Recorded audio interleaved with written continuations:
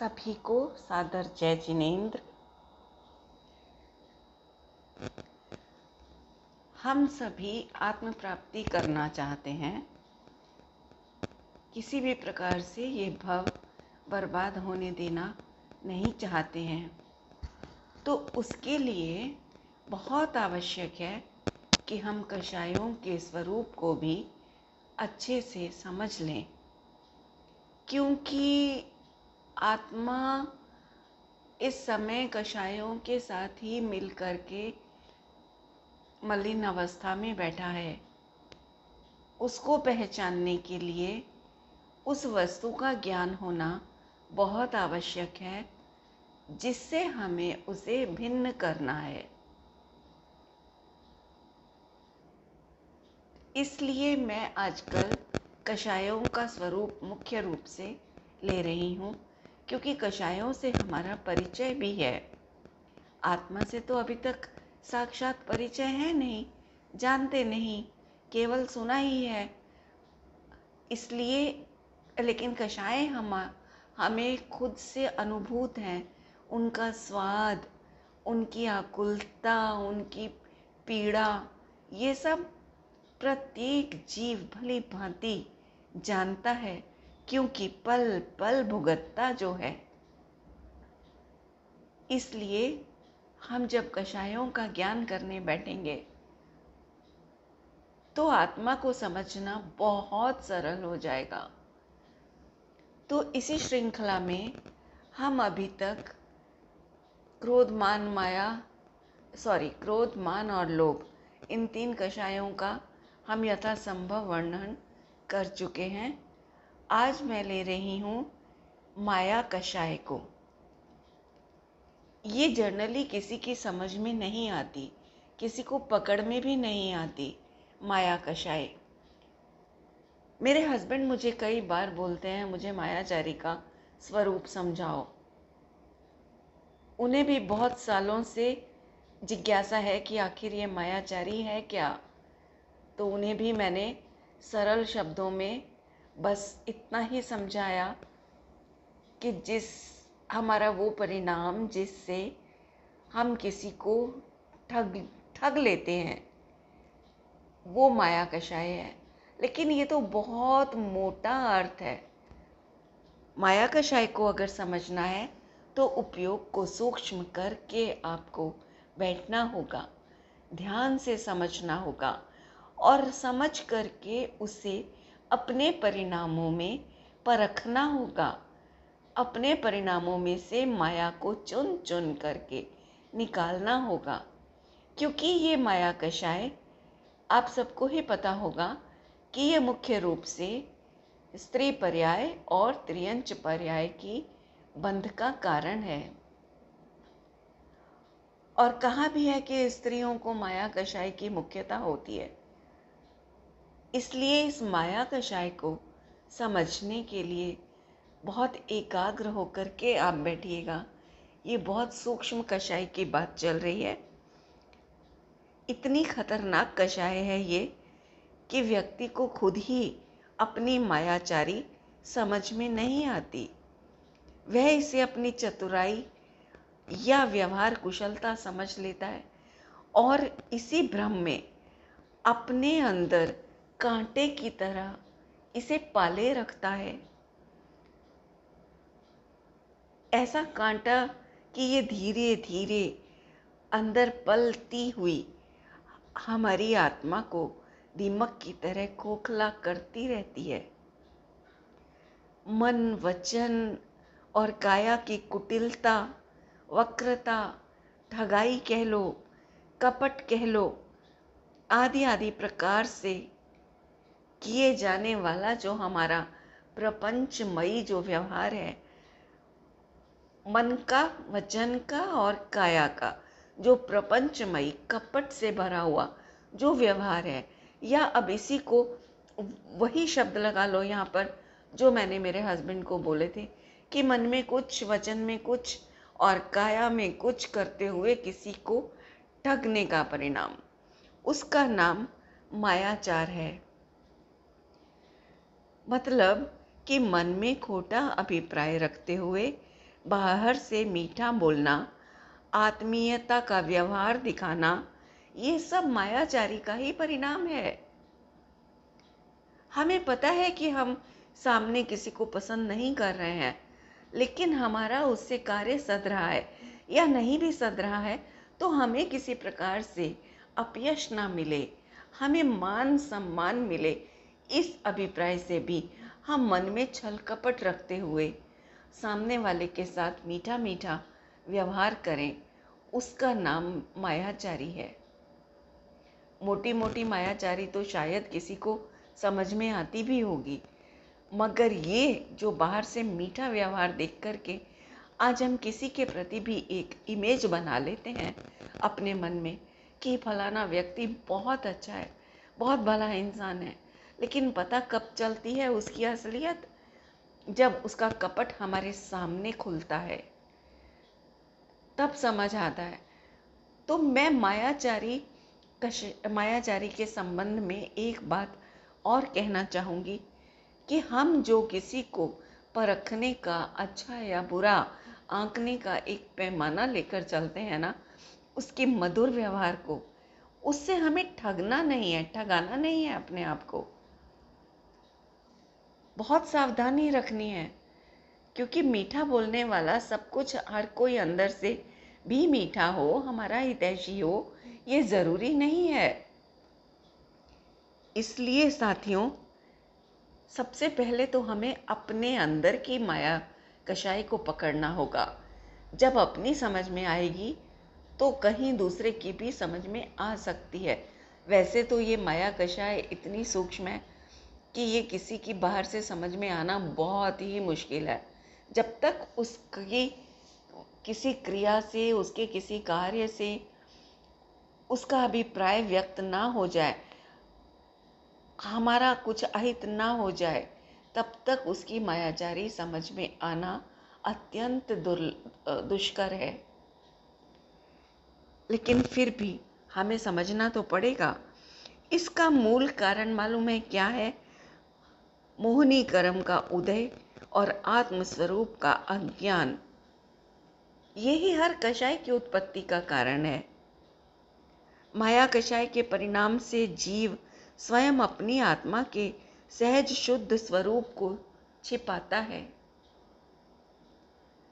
जैसे देख लो ना, हम लोग क्या कहते हैं कि हम हैं तो आत्मा, हम हैं तो जीव, हैं तो सदा त्रिकाली शुद्ध, लेकिन मानते क्या है? शरीर। इतना कहने पर भी, इतना सालों साल से स्वाध्याय करने पर भी हमारे अंदर की ये जो मान्यता है ना, ये नहीं निकल पाती।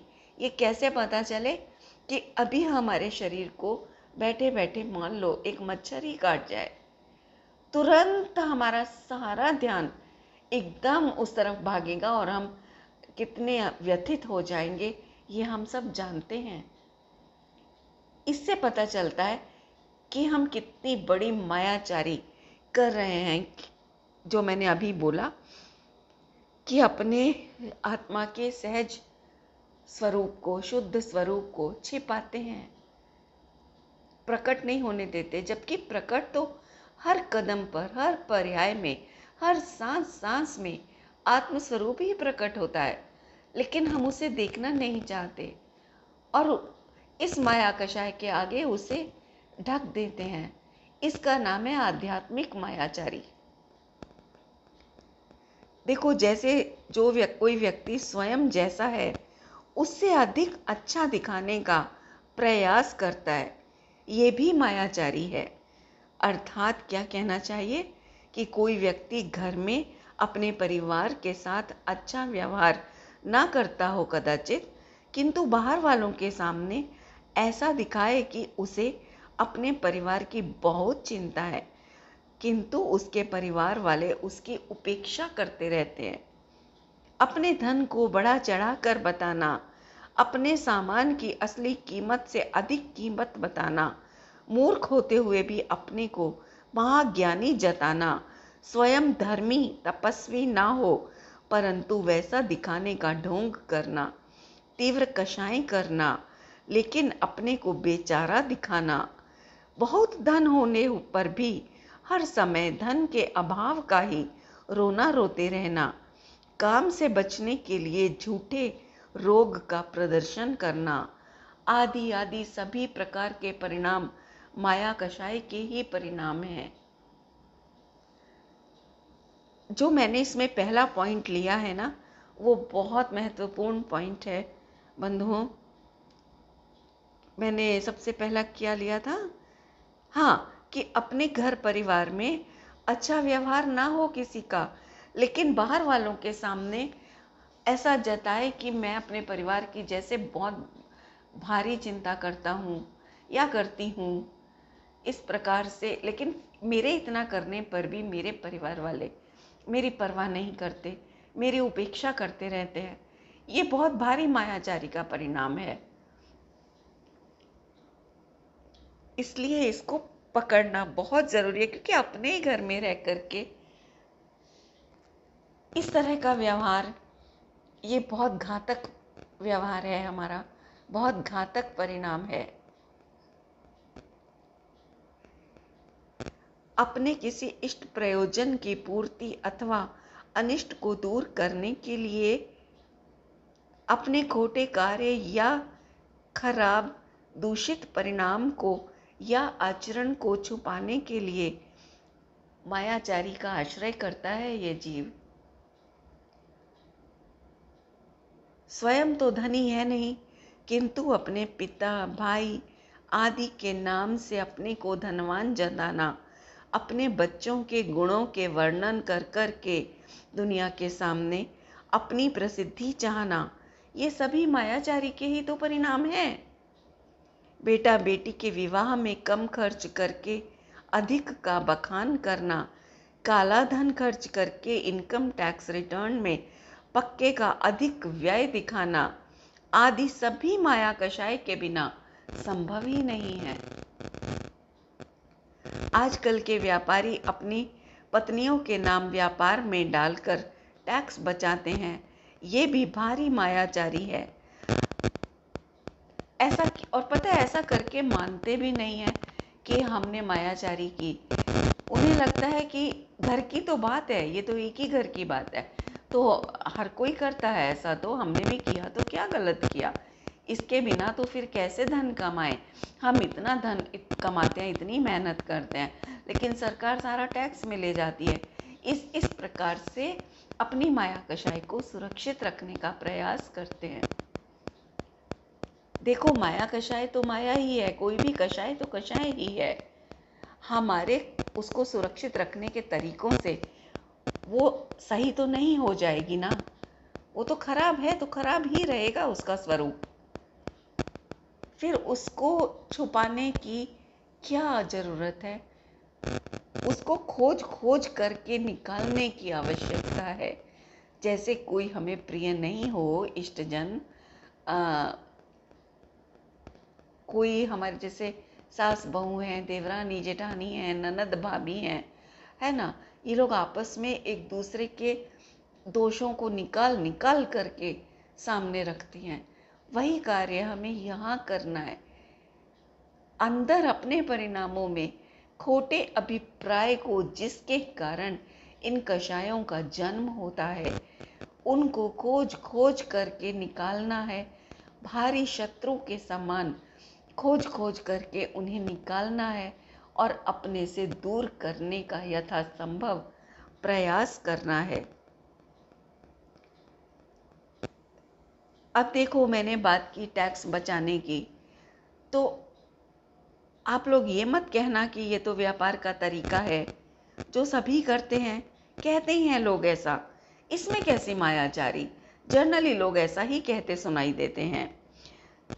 मेरा अभिप्राय केवल माया कषाय को समझना और समझाने का है, उससे किसी की भावना को ठेस पहुंचाना मेरा अभिप्राय कदापि नहीं है बंधुओं।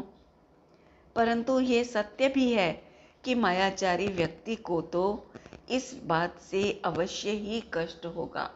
जो भी व्यक्ति मायाचारी करता होगा, उसे मेरी इस बात से कष्ट का होना बिल्कुल आवश्यक ही है, होगा ही होगा, लेकिन इससे कहीं सत्य तो बदल नहीं सकता ना साथियों।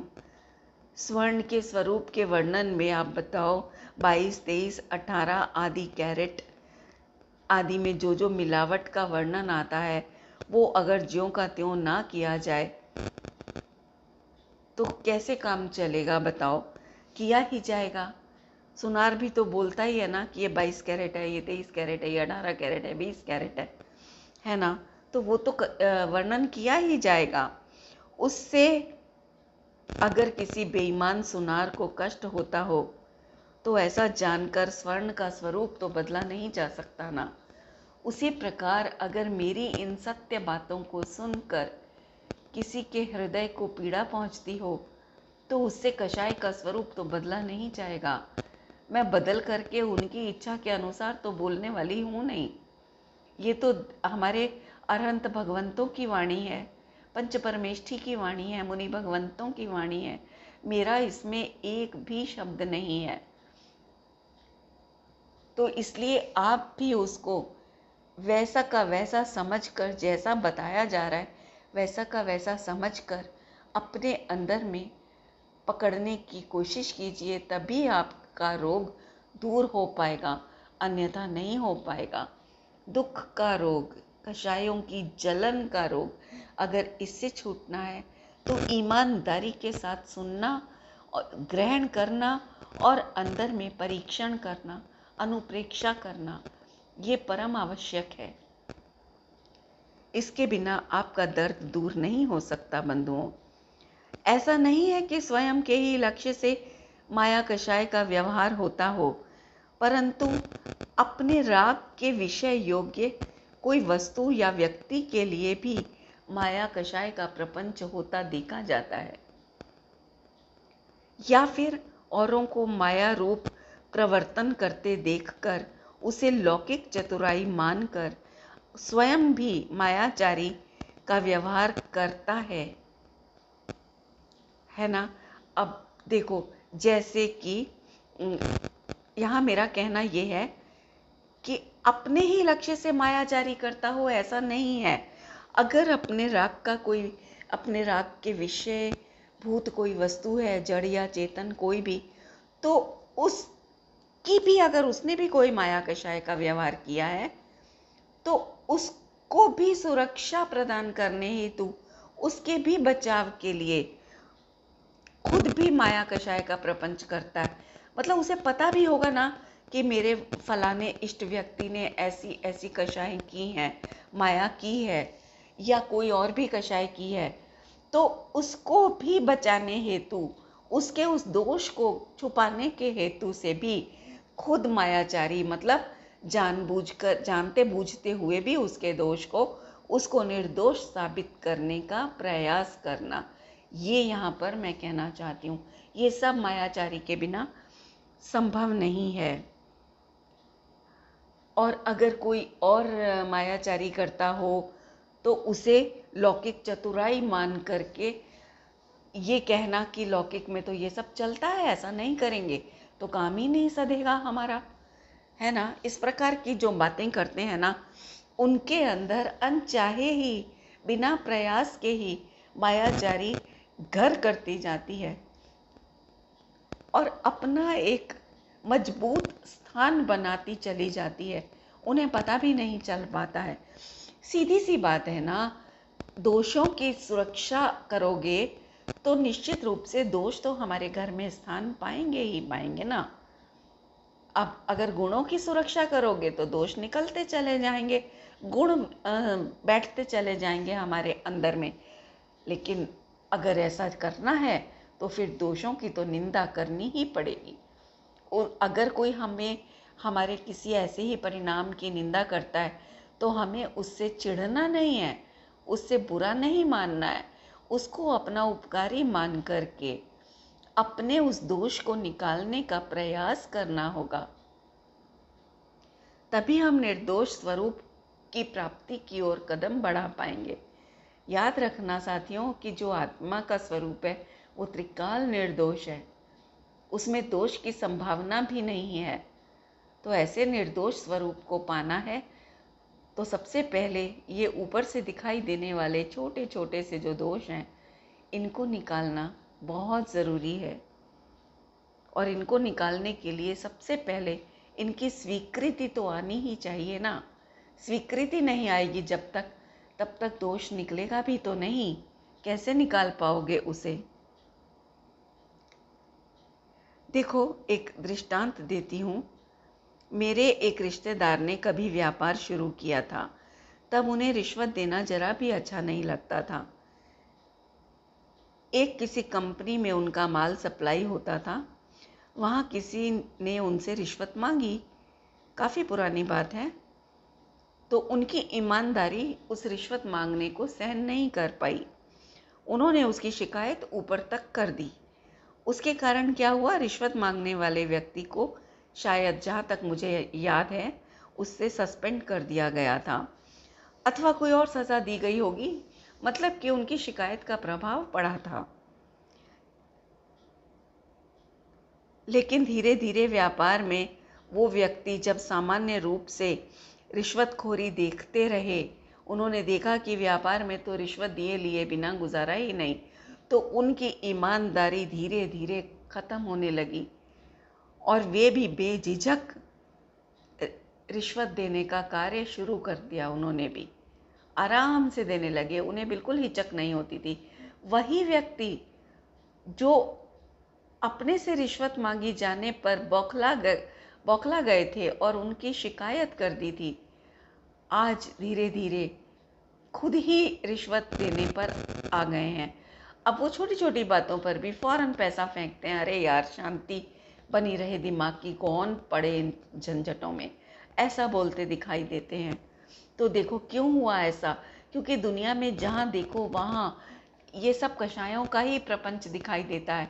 तभी तो कुनकुन आचार्य ने कहा ना, वो उसमें चौथी गाथा में कहा ना, है श्रुत परिचित अनुभूत भोग बंधन की कथा, पर से जुदा एकत्व की उपलब्धि केवल सुलभ ना। वो चौथी गाथा में जो कहा है वो बिल्कुल सच कहा है। इसीलिए कहा है कि हमें ये कषायों का व्यापार तो अनचाहे ही जगह जगह दिखाई देगा ही देगा, क्योंकि सबका परिचय इन्हीं से है और सब इन्हीं में लिप्त बैठे हैं। आत्मा को कोई जानता ही नहीं तो उसकी चर्चा भी कहाँ से सुनाई देगी। ऐसा ही हुआ, जब सब जगह उन्होंने रिश्वतखोरी का व्यापार देखा तो उन्हें लगने लगा कि ये तो व्यापार का ही एक तरीका है, इसमें क्या गलत है। और वे भी आज रिश्वत देने पर उतारू हो गए हैं, देते हैं खूब। तो मैं आपसे ये कहना चाह रही थी बंधुओं की दोष को दोष जानने की कोशिश करो, मानने की हिम्मत रखो, तभी निर्दोष हो पाओगे, नहीं तो दोष छूटना बहुत मुश्किल है। इस प्रकार जो मैंने बातें बताई, इत्यादि इत्यादि प्रकार से देखा देखी भी मायाचारी का व्यवहार अपना लेना, वो भी माया कषाय ही है। लगातार मायाचारियों की संगति करने से हम भी धीरे धीरे वैसे ही होने लग जाते हैं। इसीलिए कहा ना कि संगति का बहुत गहरा प्रभाव हमारे व्यक्तित्व पर पड़ता है। लगातार क्रोधी की संगति से एक दिन हमारे भीतर भी क्रोध, खीज भरनी शुरू हो जाती है। किसी के भीतर भय भर जाता है। तात्पर्य यह है कि संगति के प्रभाव से हम बच नहीं सकते हैं। इसलिए आप जैसा होना चाहते हो वैसे ही लोगों की संगति करो, अन्यथा दोषियों की संगति तो आज तक करते ही आए हैं और जगह जगह हमें दोषी ही लोग दिखाई देते हैं, उन्हीं से सामना भी होता है हमारा। तो कभी भी दोष दूर होने की कोई गुंजाइश ही नहीं रहेगी। अगर हमें छूटना है इन दोषों से तो हमें खुद जागरूक रहना पड़ेगा। बंधुओं, याद रखना कि नए मार्ग पर हम चल रहे हैं, ये दुनिया नहीं चल रही है। ये तो जहाँ थी अनादिकाल से वहीं पर आज भी हैं। इनके लिए कुछ ना बदला था, ना बदला है और ना बदलने वाला है। लेकिन हमें बदलना है तो हमें निस्संदेह रूप से अपने आप को बचाना होगा ऐसी खोटी संगतियों से। मुझे एक बार हमारे परम आदरणीय पंडित रविंद्र जी अमायन वालों ने किसी प्रसंग में ये कहा था कि बेटा दोषियों की संगति में रहोगे तो दोष तो लगेंगे ही। मुझे आज तक उनकी वो बात है और याद है, और उसी दिन से मैंने अपना बाहरी परिचय का जो दायरा है ना वो समेट दिया था। उसी दिन से सिमटा है मेरा जीवन बहुत ज़्यादा। मुझे समझ आ गई ये वाली बात कि ठीक कह रहे हैं पंडित जी साहब, हम जैसे संगति करेंगे वैसे ही हम होते चले जाएंगे, अनचाहे ही हो जाएंगे। इसलिए भले ही दो चार हमारी सहेलियाँ, मेरी दो चार ही सहेलियाँ हैं, पर मैं बहुत खुश हूँ क्योंकि वो बहुत धार्मिक वृत्ति की और बहुत ही अच्छी सुलझी हुई महिलाएं हैं। तो मैं मुझे सच बताऊं, उनसे आगे कभी किसी और दोस्ती की आवश्यकता ही नहीं पड़ती है। चलिए आज के लिए इतना। अभी जितना बताया उसको आप अपने परिणामों में परखने का प्रयास शुरू कीजिएगा। फिर आती हूँ आगे का टॉपिक इसी विषय को लेकर के अगली वीडियो में। तब तक के लिए जय जिनेंद्र।